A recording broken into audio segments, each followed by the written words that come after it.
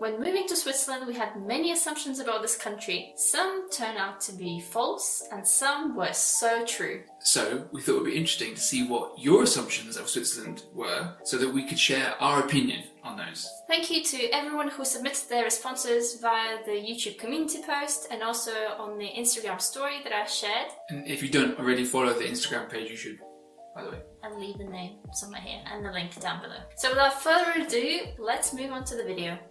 So the first assumption is the one that's probably the most popular one of Switzerland, is that Switzerland is expensive, or that life in Switzerland is expensive. Yeah, I mean that's a fair assumption. Yes, it is expensive, but then salaries are also much higher. So Switzerland often comes in the top 3 of the most expensive places to live in the world, but then equally it's also in the top 5 or 3 of salaries in the world. So expensive, but then you get paid more. So it kind of balances out. And I think this perspective of is it expensive or not very much depends on where you're looking from. Obviously, if you came from somewhere else and you're just visiting Switzerland for a bit, you're traveling here, obviously everything will seem more or even much more expensive to you here rather than it is where you come from. But if you live here, as Mike said, you're probably earning more and everything sort of balances out. So here I get paid roughly double what I got paid in the UK for about the same job, but not everything sort of scales in the same way. So yes, I'm getting paid double, but the cost of food, for example, is maybe 3 or 4 times what it was in the UK. But then stuff like clothes or tech, technology is relatively cheaper than it would be in the UK. What we also found interesting here was that for some types of products, it seems like in Switzerland they only sell everything that's sort of mid-range and up. So for example, with bikes, they seem to just sell like very expensive ones, very good ones here. So even if you wanted to get the cheap version of it, you just couldn't, because in Switzerland they just sort of sell like the best stuff for themselves, basically. Yeah. And then rent, it very much depends on where you where you came from, and then where you're moving to. So if you lived in London, for example, and you moved to a small village in Switzerland, you'd probably think it's very cheap in comparison to London, or vice versa. And then there's also the factor that, for example, here you have different taxes than say in UK, and maybe here you pay slightly less in taxes, but then there are some things which are not included in your taxes. For example, healthcare, which is a huge cost. So then when you have to pay that yourself, then you think, oh my god, everything's so expensive. So yeah, maybe that's where that perception comes in as well. So conclusion, yes, Switzerland can seem expensive, and it is expensive in some aspects, but I think once you're sort of in the system, you have a job that pays reasonably, everything kind of equals out in the end. So the second assumption that someone told us was that there are too many millionaires in Switzerland. Because I love data, straight away I was like, well, I need to know how many millionaires are there. And I found this article, which I'll just read out a quote from. It says that a report by Credit Suisse in 2020 found Switzerland had the highest wealth per adult in the world. In total, 800,000 millionaires reside in a country of fewer than 9 million people. Yeah, so when you think about it, that's like 1 in 10, 1 in 11 people in Switzerland is a millionaire, which seems ridiculous. But actually, when you think about it a little bit deeper, it's maybe not quite so shocking. So as we said in the first point, Switzerland is an expensive country, which means that 1 million francs here is not going to stretch as far as, say, £1 million in the UK. Which means that if they calculate this based on what you have as assets or your net worth, that would include things like property, for example. So for example, if you're trying to buy a house here, a house would start from maybe around 1 million francs if you're talking like it's a semi-decent house. So let's say you had a mortgage and you paid out your mortgage on the house. That means now you have a house that's worth 1 million francs, but that doesn't like make you too special, if that makes sense. Okay, you just have a house, but if someone told you, oh, you're a millionaire, you'd be like, no, but I just have a house. You know, having a house in UK, for example, doesn't make you feel like you're some sort of super rich. So I think you have to kind of take this with a pinch of salt. Yeah. So there are lots of millionaires in Switzerland, but are there too many? I'm not really sure. I mean, having lots of wealthy people around drives prices up for everyone, but then wealthy people also pay more tax, which then benefits everyone. So I don't know if there's too many or not. But I bet if you ask the millionaire of Switzerland whether they feel like a millionaire, I don't think they would necessarily would. So this next one that was submitted wasn't so much an assumption rather than a question, but I'll phrase it as an assumption to fit the theme. The assumption being that 2 people working full-time in Switzerland can't save any real money. So I think this is false.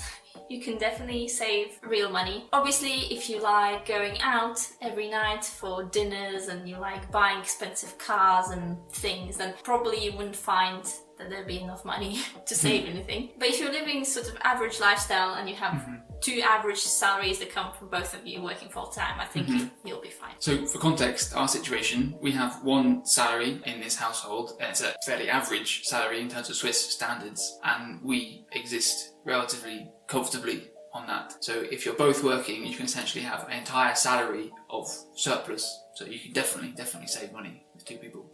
The next assumption is that it's cold in winter. So this one I have particular grudge about. When I first found out that I got a job in Switzerland and we potentially could be moving to Switzerland, I thought, excellent, we can have amazing winters, it's going to be full of snow, la-di-da-di-da. But it's a bit more nuanced than that. So to answer the assumption, yes, it's cold in winter, but the winter is not exactly how you expect it. Most big cities in Switzerland, most not all, but most big cities are by a lake, and that will definitely influence the climate. So here in Neuchâtel, our typical winter weather is grey, foggy, maybe some rain for the whole day, maybe for days at a time. Occasionally, like today, we have a nice blue sky, but yeah, that's the exception rather than the norm. Which means that the weather here is much more similar to UK than I expected. Yeah. But if you go to the mountains, obviously you're gonna have snow, amazing sunny weather, like proper winter as you'd expect it. Okay, so the next one is the streets are very clean. So yeah, in general, the streets here are very clean, especially compared to other parts of Europe and other parts of the world that we've seen. And it's not necessarily because the local authorities do a good job of cleaning the streets, which they do, but it's more to do with the fact that the residents here really care. They want a clean environment and they put in the effort to keep the streets clean. I think, yes, they are, but not always. I was surprised how much graffiti there is on the buildings, at least where we live and where we've been. I was expecting everything to be perfectly clean, like the buildings themselves as well, but no, it's not. So the next assumption is that all public services work really well. Yeah, I'd say it works well. It works fine. It's somewhat slow at times. It can be a little bit frustrating in terms of the amount of paperwork. It feels a little bit old school in that sense. Things done by post and paper forms and stuff like that. But at the end of it, it all kind of works out. Yeah, you never... It just might take a bit longer than you expect. You're never in doubt that whatever you need doing will get done. Like, it's going to happen, just might take some time. Next assumption is that the Swiss are not very friendly or open to foreigners. I would say that yes, definitely Swiss are a bit more reserved, maybe not as open as say like the Italians or the Greeks. But at the same time, you have to remember that in Switzerland, 25% of population are actually foreign. Yeah, I mean, I think the fact that a quarter of the residents here in Switzerland are from a different country kind of shows by definition that the Swiss are open to foreigners. There is a bit of discussion, a lot of discussion about that in Switzerland. So I think last year there was a referendum in Switzerland about should there be limits on the number of people migrating from the EU into Switzerland. You can look at the results of that referendum and you can see that some cantons say yes, we don't want any more people coming or limit the numbers of people coming in from the EU, and some cantons say no, we're happy with people coming into Switzerland from the EU. So within Switzerland it's a bit divided, and this is kind of divided partly by the French speaking and German speaking areas, a bit of a stereotype, but also by where there are big cities and where it's more rural. So I think opinions vary across Switzerland. But also maybe a telling factor in this whole discussion is that our true Swiss friends, so like not true Swiss, but like true friends that are Swiss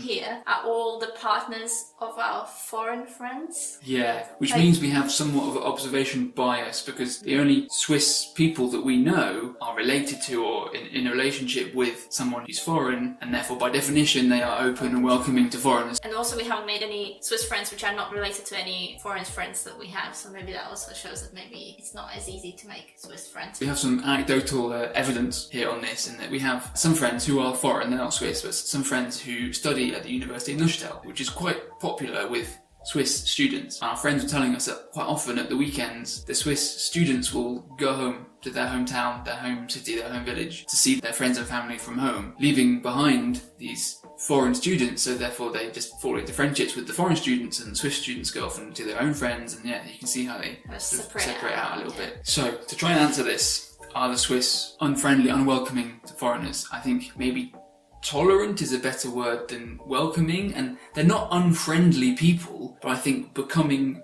friends with them is probably quite difficult, or more difficult than it would be in different parts of the world. The next assumption is that food in Switzerland is bad. And I love this one. So it depends on what you talk about, but Firstly, I would say food is not bad. Yeah, I think that's very unfair to say the food in Switzerland is bad. If you talk about quality, the quality of food is really good. Yeah. But the food is just not very exciting or varied, shall we say it like that. But Yeah. it can be explained. Yeah, I mean, The it geography kind of and makes history sense. of it, Like, yeah. most of Switzerland is mountains. You can't grow lots of beautiful vegetables and all exotic fruits in the mountains, but you can herd cattle. So what are you going to eat? You're going to eat cheese and meat. Like, it kind of makes sense. And some potatoes. And some potatoes, yeah. But yeah, say the food is bad, I think is unfair. So I have to admit that sometimes some of the restaurants that we've been to have been a bit underwhelming, but not because it was like disgusting or bad food. It was just either not very exciting or just that we wouldn't go there again. Yeah. So is Swiss food bad? No.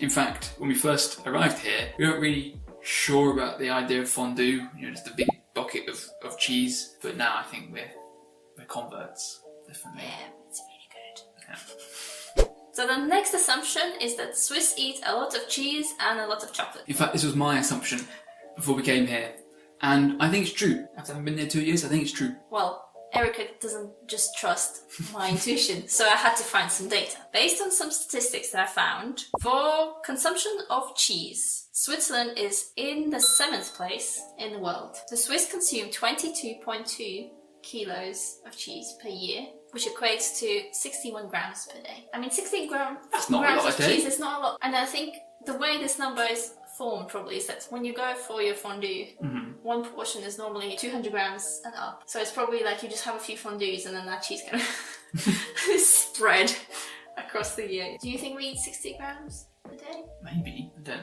know. No, I don't. Never really added it up. But I do have colleagues who, throughout the winter, regularly have 2 or 3 fondue per week. It's a lot. Going back to statistics for chocolate as well, actually Switzerland is at the top of the rankings in terms of consumption per capita in the world. So in 2020, Swiss consumed 9.9 kilos per capita per year, which is 27 grams per day. So I was right then.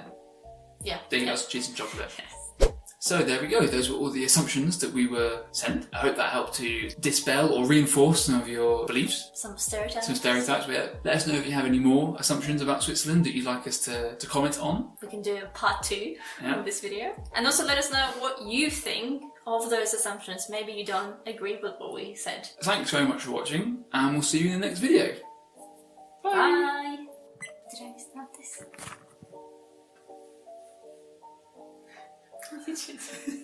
Yeah, so... Yeah.